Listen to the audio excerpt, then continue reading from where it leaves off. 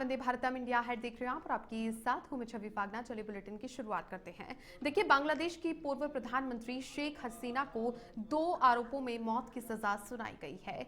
उन्हें ढाका के international crimes tribunal ने मानवता के खिलाफ अपराधों का दोषी ठहराया है। ट्रिब्यूनल ने उन्हें साल 2024 के छात्र आंदोलन के दौरान हुई हत्याओं का मास्टरमाइंड कहा है। हसीना को हत्या के लिए उकसाने और हत्या का आदेश देने में दोषी माना गया है। वहीं कोर्ट ने दूसरे आरोपी पूर्व गृह मंत्री अज़दुज़्मा खां को 12 लोगों की हत्या का दोषी माना है और उसके लिए फांसी की सजा सुनाई गई है। वहीं तीसरे आरोपी पूर्व आईजीपी अब्दुल्ला अल ममून को 5 साल के जेल की सजा सुनाई गई है। ममून सरकारी गवाह बन चुके हैं। कोर्ट ने हसीना और अज़दुज़्मा कमाल की प्रॉपर्टी जब्त कर ली है। फिलहाल दोनों नेता बांग्लादेश से फरार हैं और पिछले 15 महीने से भारत में ही रह रहे हैं।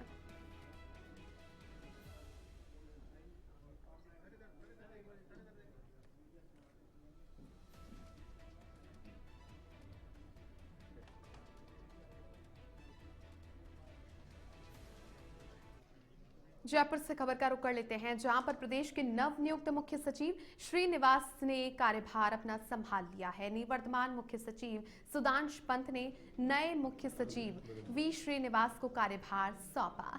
कार्यभार संभालने के बाद में मुख्य सचिव वी श्रीनिवास ने सभी जिलों के कलेक्टर्स के साथ वीडियो कॉन्फ्रेंसिंग के माध्यम से मीटिंग की। इस दौरान श्रीनिवास ने कहा कि राजस्थान मेरी कर्म भूमि रही है और मेरी प्राथमिकता विकसित राजस्थान रहेगा।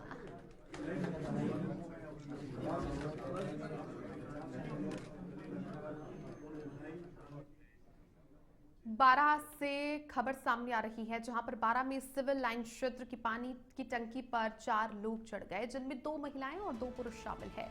वे जमीन को अतिक्रमणकारियों से खाली करवाने की मांग कर रहे हैं।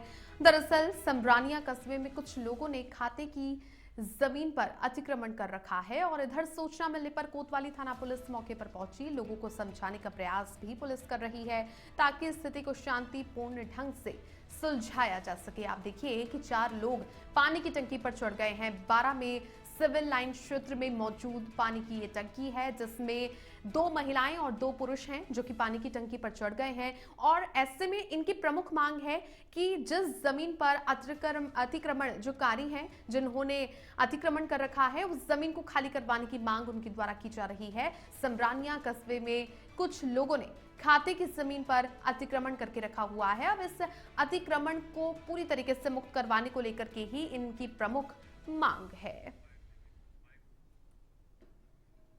भाई इनकी मांग है कि इनकी जमीन इनको मिले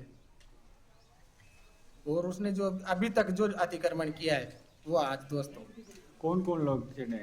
बाबूलाल जी है, अमृतलाल जी है, उनके अमृतलाल जी की पत्नी है और मेरी पत्नी है बाबूलाल जी की लड़की। जमीन क्या इनकी खाते की क्या? इनके दादाजी के नाम इंतकाल खुला हुआ है। अच्छा, तो किन लोगों ने कब्जा कर रखा है? रामदयाल वगैरह। आपके हमने पहले भी धरना दिया था कलेक्ट्री में, भूख हड़ताल भी की थी और उसमें भी आश्वासन देके हमें।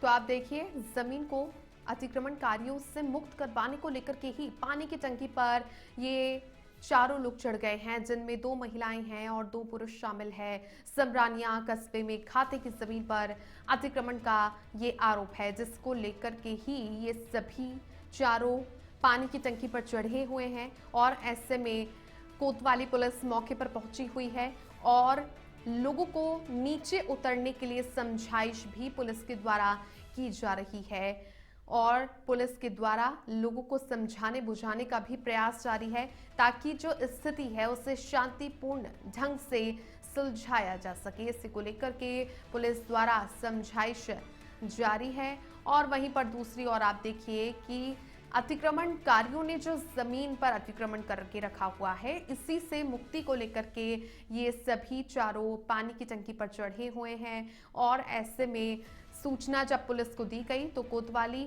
थाना पुलिस मौके पर पहुंच गई और ऐसे में लोगों को समझाने का भी प्रयास किया जा रहा है। 12 से मेरे सहयोगी वीरेंद्र जुड़ चुके हैं। वीरेंद्र, अतिक्रमणकारियों ने जमीन पर अतिक्रमण कर रखा है। अब ऐसे में इसी मामले को लेकर के 4 लोग पानी की टंकी पर चढ़ गए हैं। पुलिस मौके पर पहुंच चुकी है।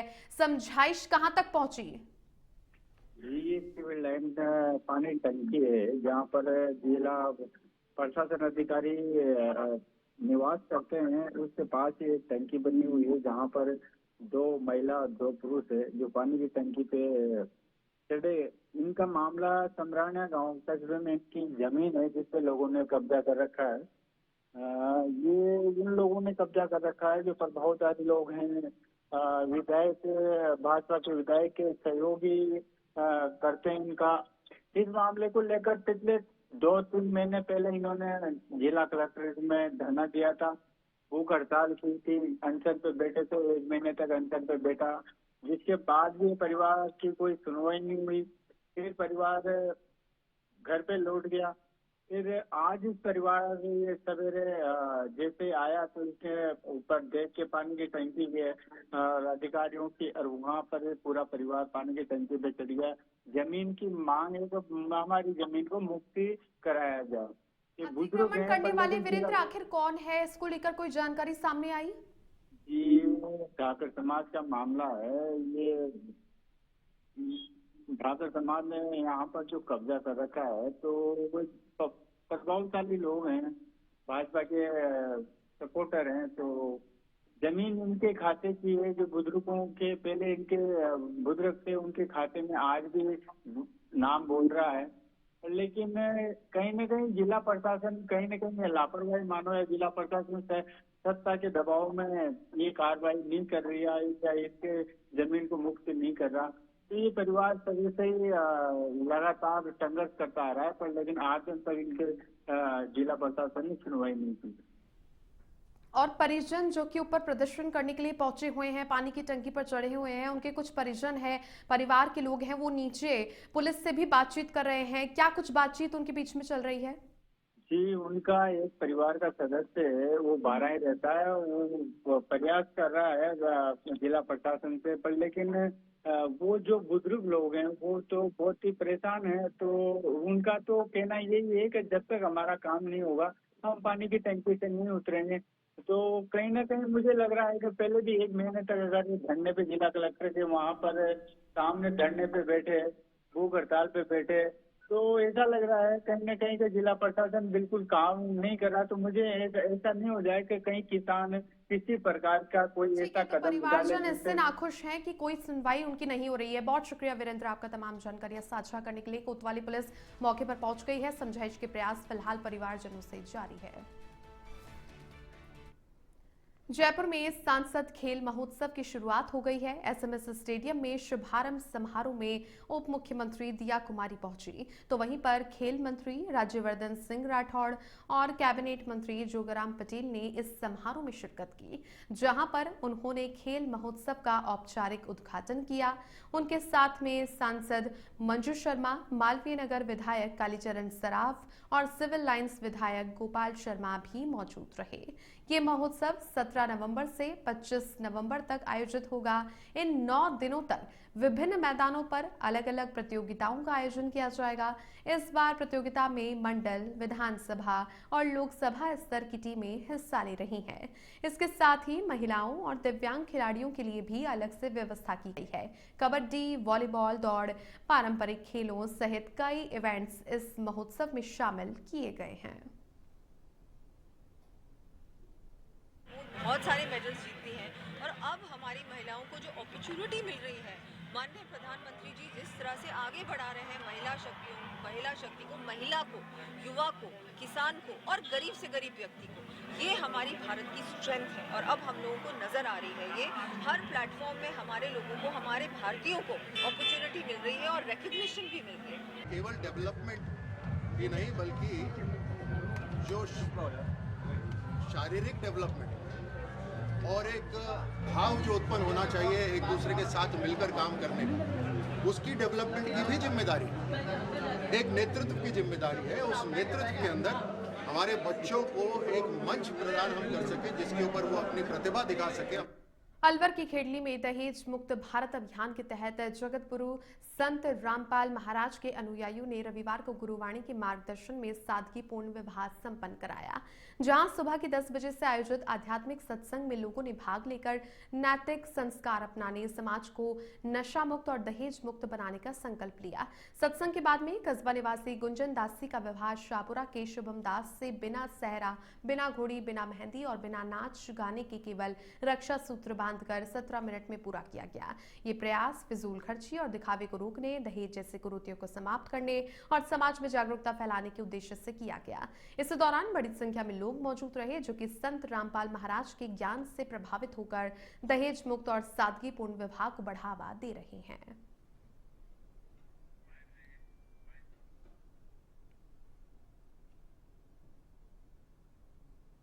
मैं ऐसे विवाहों को लेकर सबसे पहले तो यही कहना चाहूँगी कि समाज में एक बहुत अच्छी पहल है और ये हर समाज में होनी चाहिए, क्योंकि मैं जहाँ तक जानती हूँ कि सामाजिक तौर पर मुझे कई बार इनविटेशन भी होता है, हर समाज में प्रोग्राम आयोजन किए जाते हैं।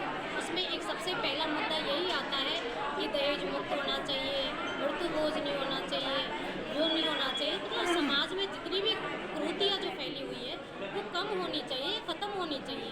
हम संत रामपाल जी महाराज के शिष्य हैं और हमारी वेद की जो शिक्षा है, क्योंकि दहेज एक सामाजिक अभिशाप है और आज ऐसी बहुत बेटियां जो समय से पहले का अलवर जिले के मालाखेड़ा थाना क्षेत्र में एक महिला की संदिग्ध परिस्थितियों में मौत का मामला सामने आया है।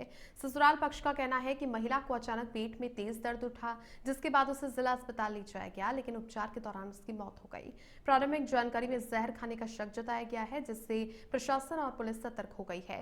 मालाखेड़ा एसडीएम ज्योति कावरिया ने मौके पर जाकर पोस्टमार्टम करवाया और शव परिजनों को सौंपा। मृतका के जेठ का कहना है कि परिवार को जहर खाने की कोई जानकारी नहीं थी और महिला की तबीयत अचानक बिगड़ी। पुलिस मामले की गंभीरता को देखते हुए जांच में जुटी है और पोस्टमार्टम रिपोर्ट आने के बाद ही मौत की वास्तविकता की वजह साफ हो पाएगी। एसपी मालाखेड़ा से एक सूचना प्राप्त हुई है कि जो प्रतिपुरा की एक महिला है, लगभग आयु लगभग 24-25 साल के आसपास है और उसकी है जहर खाने से मृत्यु हो गई है। उसकी अभी फिलहाल राजकीय अस्पताल में बॉडी को लाया गया है और उसका अभी पोस्टमार्टम की प्रक्रिया की जा रही है। उसके बाद ही जो केस एक्चुअल में घटना क्या हुई है उसका पता चल पाएगा। कुछ नहीं, बीमार हूँ। उसके बाद क्या भर्ती कराया? ये अलवर हमारे घर दिखाई, फिर अलवर भर्ती कौन सी गाँव निवासी? अलवर शहर में सोमवार को नगर निगम की टीम ने बड़े पैमाने पर अतिक्रमण हटाने की कार्रवाई की, जिसका नेतृत्व निगम आयुक्त सोहन सिंह नरूका ने किया। नगर निगम की टीम ने बजाजा बाजार, मुख्य बाजार और आसपास के क्षेत्रों में सड़क किनारे दुकानों और फुटपाथों पर किए गए अवैध कब्जे हटाए। आयुक्त ने बताया कि शहर में बढ़ते हुए ट्रैफिक दबाव और पैदल चलने वालों की सुरक्षा को ध्यान में रखते हुए ये कदम उठाया गया, जबकि पहले कई बार चेतावनी देने के बावजूद लोग अतिक्रमण नहीं हटाए। कार्रवाई के दौरान अवैध शेड, बोर्ड, प्लेटफॉर्म और ठेले हटाए गए, जिससे लेकर कुछ दुकानदारों ने आपत्ति जताई, लेकिन अधिकारियों ने कहा कि अभियान आगे भी जारी रहेगा। अतिक्रमण हटाने के बाद स्थायी व्यवस्था बनाई जाएगी और भविष्य में दोबारा कब्जे करने पर सख्त कार्रवाई की जाएगी। नगर निगम द्वारा पिछले कई दिनों के कंटिन्यूशन में आज फिर से हटाने की कार्रवाई की जा रही है। हटाने में व्यापारियों के द्वारा पूरा सहयोग दिया जा रहा है, जैसा कि उनके द्वारा कमिटमेंट किया गया था। व्यापार मंडल और व्यापारियों द्वारा पूरा सहयोग किया जा रहा है और अधिकतर व्यापारियों द्वारा और लोगों द्वारा अपना सामान जो सड़कों पर रखा हुआ था पहले से हटा लिया गया है। जो भी अस्थायी स्ट्रक्चर हैं जो अभी भी रोड पे हैं, हम उनको हटा रहे हैं और ये कार्रवाई निरंतर जारी रहेगी। मैं सभी व्यापारी बंधुओं से आम लोगों से आग्रह करूँगा कि निगम की इस मुहिम में हमारा साथ दें और जो भी सड़कों पर अतिक्रमण किए।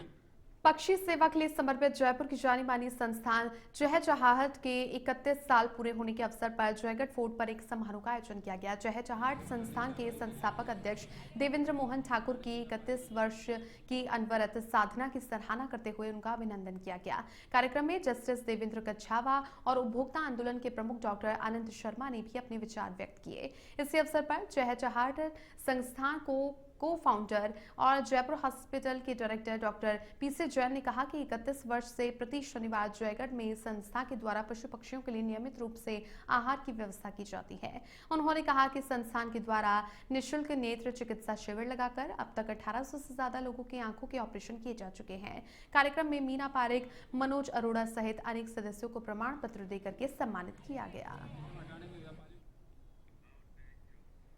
जांजगीर चांपा जिले के पामगढ़ विकासखंड स्थित ग्राम लगरा की सहकारी समिति में आग लगने से 19 गठान बारदाना जल करके खाक हो गया। इस घटना में 8 लाख रुपए से अधिक का नुकसान हुआ। पुलिस मौके पर पहुंच करके जांच पड़ताल में जुट गई है। समिति में कुल 30 गठान नए बारदाने रखे हुए थे, जिनमें से 19 गठान आग की चपेट में आ गए। हालांकि 9 गठान बारदाने को समय रहते सुरक्षित बचा लिया गया। आग लगने का कारण अभी अज्ञात है। की घोर लापरवाही है। जब कर्मचारी हड़ताल में है, कहीं पे कोई कर्मचारी नहीं है, तो बारदाने को खुले में बगैर सुरक्षा के नहीं छोड़ना चाहिए। मैंने भी फुटेज देखा है उस सोसाइटी का जिस पे बारदाने पर आग लगी है। हम किसान अपना धान उपजाते हैं, उपजाने के बाद खलिहान ले जाते हैं। धान खरीदी को प्रारंभ हो जाना चाहिए था। धान खरीदी प्रारंभ हो जाए रहती, कर्मचारी रहते, किसान रहते थे, घटना नहीं घटती। परंतु लापरवाही है और दोषियों पर बख्शा नहीं जाना चाहिए। चिंता का विषय है कि क्या लगता और है? अभी और अन्य जगह में भी इस प्रकार के बोरे बारदाने अगर गिरा दिए गए हैं तो उसकी सुरक्षा की व्यवस्था प्रशासन को करनी चाहिए। एग्रीकल्चर डिपार्टमेंट के अधिकारियों के द्वारा कुछ पार्ट जो बीएससी एग्रीकल्चर वाले जो एम्प्लॉई हैं उनके द्वारा इनकार किया गया था, और जो नॉन ग्रेजुएट है वो ड्यूटी में लग गए थे और उन्हें ट्रेनिंग भी ली थी। तो इनको आज सुबह बुलवा के समझाइश दिया गया और बताया गया कि अभी एस्मा लागू है और आपको ड्यूटी किस तरह से करना है। तो वो एग्री हो गए हैं, उनकी ट्रेनिंग भी हो चुकी है और वो काम करेंगे। जी, इसके अलावा अभी क्या? इसके अलावा समिति प्रबंधक और जो ऑपरेटर हैं उनके बेमेतरा से खबर है, जहां पर धान की खरीद वैसे तो 15 नवंबर से शुरू हो गई है, लेकिन अधिकांश समितियों में अब तक खरीदी शुरू नहीं हुई है। दरअसल सेवा सहकारी समिति कर्मचारियों के अपने मांगों को लेकर के अनिश्चितकालीन हड़ताल पर हैं, जिसका सीधा असर धान खरीदी पर देखा जा सकता है। कर्मचारी नहीं होने के कारण किसानों को परेशानियों का सामना करना पड़ रहा है। समिति में कंप्यूटर चलाने के लिए ऑपरेटर भी नहीं है, जिसके कारण विभिन्न समस्याएं सामने आ रही है। धान लाहन टोकन कट गे किचला हन टोकन दे मिल गे टोकन कट इतले लाहन 104 कट्टा। तो क्या बोलते हैं? अब वो ऑपरेटर बोला थे कि कंप्यूटर खुलत नहीं है, इसे बोला थे। और बनिहार करके लाए हन और बहुत परेशानी में लाए हन। आज तो इलाज ही इसे की धान बेचने के लिए हाँ सर, टोकन कटाने के लिए। ये तो प्रॉब्लम है, नेट नहीं चल रहा है, वो नहीं आया। अब हम क्या करें, नहीं आए तो बताओ आप, समस्या हल होना चाहिए हम किसानों को। आज के डेट में धान के टोकन कटे हैं तो धान लाड़ रहे हैं, परंतु यहाँ कंप्यूटर ऑपरेटर की व्यवस्था नहीं है। और 50 कट्टा के